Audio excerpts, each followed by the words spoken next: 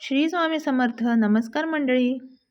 या हिवाळ्यामध्ये तुम्हाला सुद्धा वजन कमी करायचं आहे का? आणि ते सुद्धा हेल्दी, पौष्टिक, चविष्ट, टेस्टी आणि हलकं-फुलकं आणि पोटभरीचं खाऊन चला तर मग हा साधी, सोपी, सिंपल रेसिपी मी तुमच्यासाठी आणली आहे.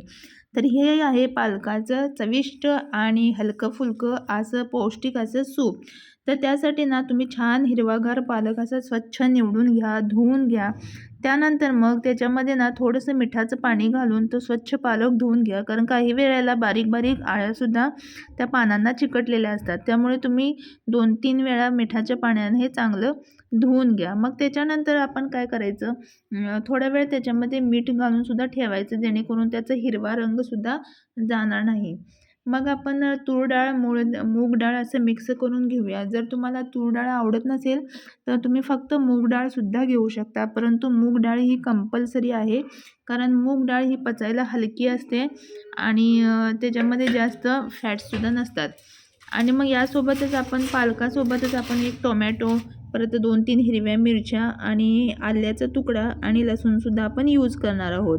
तर ते सुद्धा आपण सगळं बारीक चिरून ना, जे आपण डाळ आणि पालक भिजत घातलं होतं त्याच्यामध्येच आपण घालून घ्यायचं आणि मग कुकरच्या 3-4 शिट्ट्या आपण लावून घ्यायच्या. 3-4 शिट्ट्यांची काही गरज नाही. तसं तर डाळ ही 2 शिट्ट्यांमध्येच मूग डाळ शिजून जाते. परंतु तरीसुद्धा तुम्ही 3 शिट्ट्या लावून घ्या. छानपैकी गरगरीत अशी डाळ शिजली पाहिजे. आणि मग नंतर कुकर बंद केल्यानंतर थोड्या वेळानं ते थंड करून घ्यायचं कुकरमधून बाहेर काढून. आणि मग त्याच्यानंतर तुम्ही मिक्सर लावून घ्या.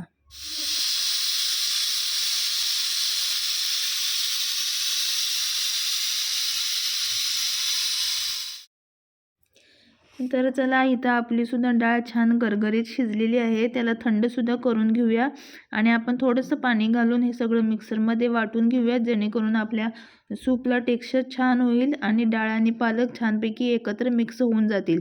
नंतर सूप केल्यानंतर डाळ एकीकडे आणि पाणी एकीकडे असं व्हायला नको, म्हणून आपण ह्याला थोडंसं पाणी घालून मिक्सरमध्ये वाटून घेऊया.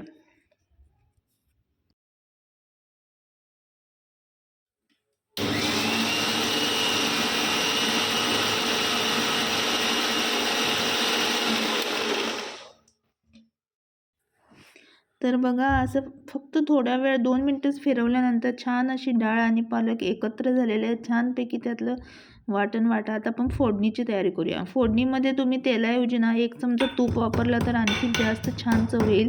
परंतु लसूण मात्र भरपूर वापरावा. त्याच्यामुळे तो लसणाचा स्वाद एक वेगळीच मजा देऊन जातो त्या सूपला. त्यामुळे इथे 1 चमचा तूप गरम करून घेतलेला आहे. त्याच्यामध्ये जिरे मोहरीची तुम्ही फोडणी द्या. मोहरी मला आवडत नाही, त्याच्यामुळे फक्त मी जिऱ्याची फोडणी दिलेली आहे. मग याच्यामध्ये लसूण घालून छान खरपूसपणे भाजून घ्यायचं आणि हिंगाचा सुद्धा तुम्ही वापर करा. त्या हिंगाला सुद्धा छान चव येते या सूपला, त्यामुळे मी थोडंसं हिंगसुद्धा घालून घेतला. आणि आपण हिरव्या मिरच्या वाटणामध्ये वापरल्या आहेत, त्याच्यामुळे आपण इथं लाल तिखट वापरणार नाही आहोत. तुम्हाला जर हिरवी मिरचीची चव आवडत नसेल तर तुम्ही थोडंसं लाल तिखटसुद्धा या अशा फोडणीमध्ये वापरू शकता. तर मी इथं वापरलेलं नाही आहे. हळद वगैरे सगळं घालून घेतलं आणि नंतर मग आपण जे वाटलेलं मिश्रण होतं पालक आणि डाळीचं, ते आपण याच्यामध्ये वतून घेऊ.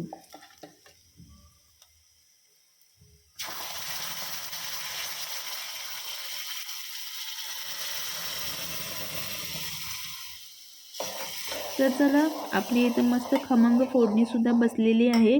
आणि जसं तुम्हाला हवं तसं जास्त घट्ट, पातळ, मध्यम जसं पाहिजे तसं तुम्ही याच्यामध्ये पाणी ॲड करू शकता. आणि आपलं सूप आता इथं रेडी आहे. हे सूप आपल्याला हिवाळ्यामध्ये खूप फायदेशीर ठरणार आहे. याच्यामुळे तुमचं वजनसुद्धा कमी होईल, पोटसुद्धा भरेल आणि काहीतरी वेगळं आणि चविष्ट खाल्ल्याचंसुद्धा समाधान आपल्याला मिळेल. तर चला, असं हे ऑल इन वन टेस्टी, मस्त, स्वस्त असं हे सूप तुम्हीसुद्धा या हिवाळ्यामध्ये ट्राय करा. आणि हिवाळ्यातच नाही, आपण कधीसुद्धा हे ट्राय करू शकतो. आणि ज्यांना वजन खरोखरच कमी करायचं आहे त्यांनी तर हे सूप घ्यावं म्हणजे घ्यावंच, असं माझं पर्सनल मत आहे. चला तर मग तुम्हीसुद्धा ही रेसिपी ट्राय करा. आणि व्हिडिओ आवडला असल्यास नक्कीच या व्हिडिओला तुम्ही लाईक, शेअर आणि सबस्क्राईबसुद्धा करा. चला तर मग भेटूया अशाच पुढच्या नवीन एका छोट्या ब्लॉगमध्ये, छोट्या आणि महत्त्वपूर्ण. चला तर मग तोपर्यंत बाय बाय. श्री स्वामी समर्थ.